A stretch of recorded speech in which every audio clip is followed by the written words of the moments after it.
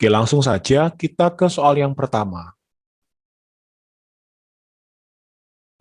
Soalnya adalah, ketika saya ditunjuk menjadi ketua tim dalam suatu kegiatan dengan dana yang cukup minim, hal yang akan saya lakukan adalah A. Membentuk tim untuk merumuskan agenda kegiatan dan pencarian sponsor. B. Mencari sponsor yang mendukung keberhasilan. C. Menemui pimpinan karena merasa keberatan dijadikan ketua tim. Yang D. Menyusun proposal kegiatan bersama rekan terdekat di kantor. Oke, soal ini teman-teman terkait dengan unsur kerjasama dan komunikasi yang menjadi titik tolak gitu ya, tolak ukurnya dia menjadi ketua tim tapi dengan dana yang cukup minim atau dana yang terbatas. Artinya kita sebagai seorang ASN harus siap ditunjuk menjadi apapun, jadikan itu sebagai sebuah tantangan, meskipun ini dengan dana minimum. Maka untuk memaksimalkan dana yang ada itu, kita kira-kira harus ngapain gitu ya. Nah, ternyata di soal ini terkait dengan unsur kerjasama dan komunikasi. Kerjasama itu apa sih gitu ya? Menjalin atau membina hubungan kerjasama yang mana kita harus memaksimalkan SDM yang ada dalam tim kita itu.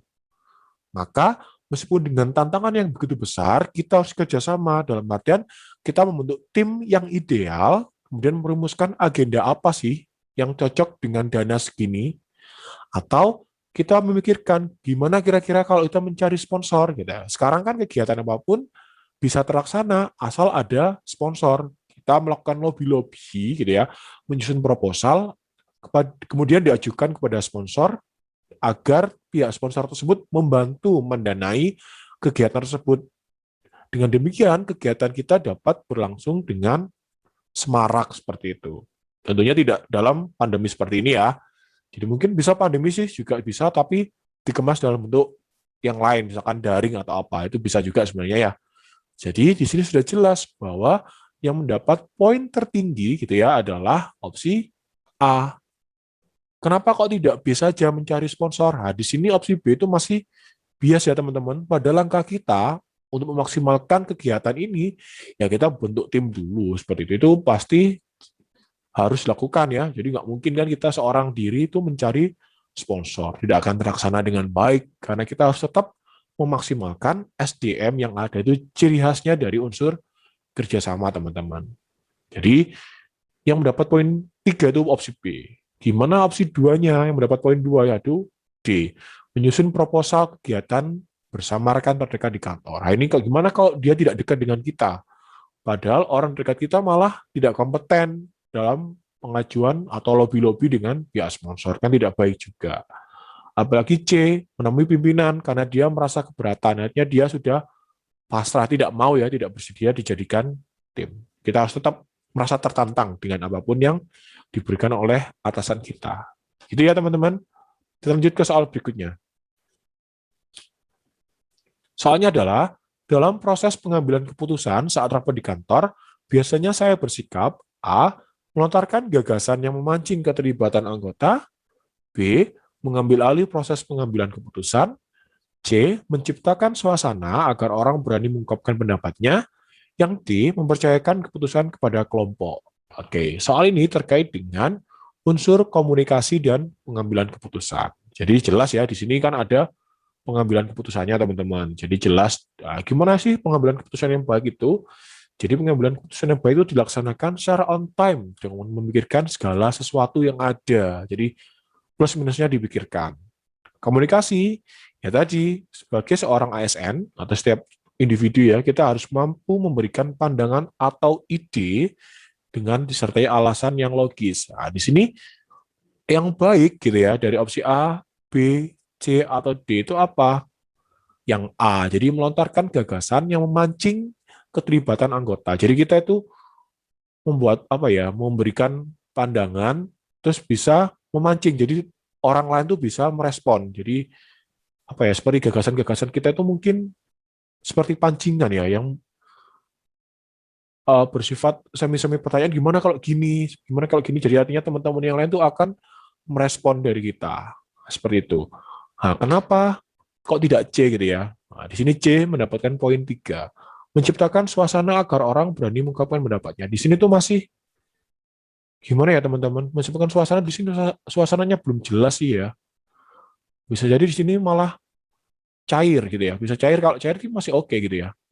Gimana kalau suasananya malah cenderung tidak tertib. Jadi kayak candaan-candanya malah semakin ambiar gitu ya. Malah tidak sesuai dengan rapat, malah terlalu cair, malah nanti konteksnya dari rapat itu malah hilang gitu ya. Momennya malah tidak sesuai dengan momen rapat seperti itu. Makanya poin 3 itu di C.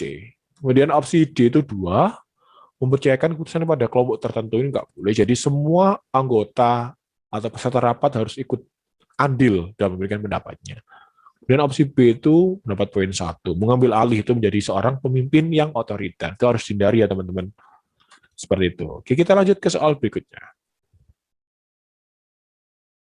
Guna memperlancar keberhasilan program yang sudah disusun oleh kantor, hal yang saya lakukan sebagai seorang pimpinan sebagai tindak lanjut adalah A. Selalu memantau program yang sudah terlaksana dan mengevaluasinya. B. Memberi perhatian dan ikut campur di dalam kegiatan-kegiatan di kantor, mulai dari perencanaan hingga evaluasi. C.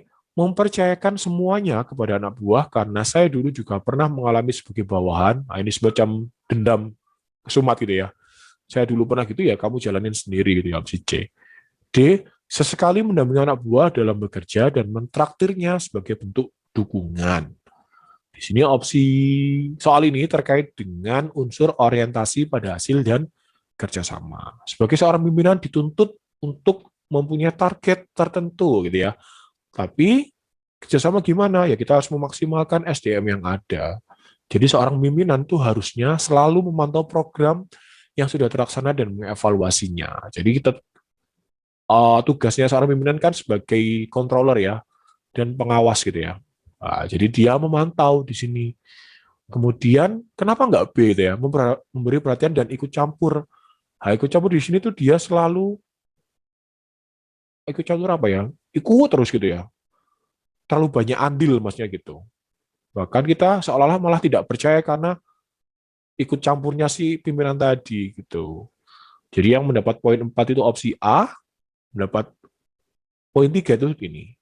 Sesekali mendampingi anak buah dalam bekerja dan mentraktirnya sebagai bentuk dukungan. Ini juga baik teman-teman. Jadi kita hanya sesekali saja, tidak perlu selalu turun ke lapangan gitu ya. Biasanya kan ada anak buah yang justru kurang nyaman ya didampingi oleh pimpinan. Malah seseolah kita itu tidak dipercaya dalam menjalankan tugasnya. Jadi kita sesekali saja lah sebagai bentuk support gitu ya. Sebagai bentuk dukungan itu boleh sesekali saja. Mendapat poin 2 itu opsi B. Nah, tadi ya memberi perhatian dan ikut campur, di sini masih konteksnya tidak baik. Opsi C itu mendapatkan poin 1. Ya teman-teman, kita lanjut ke soal berikutnya. Pekerjaan saya menuntut kemampuan mengoperasikan gadget yang baik untuk berhubungan dengan mitra kerja. Untuk itu, saya akan A. Meminta bantuan orang lain saat berhubungan dengan mitra kerja. B. Saya lebih suka berkomunikasi dengan cara bertemu langsung. Yang C. Mencoba untuk mempelajari perkembangan teknologi saat ini. Yang D.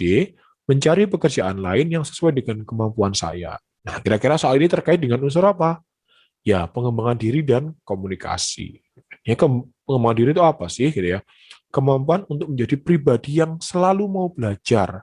Karena kita sekarang kan memasuki apa era globalisasi 4.0, 4.0.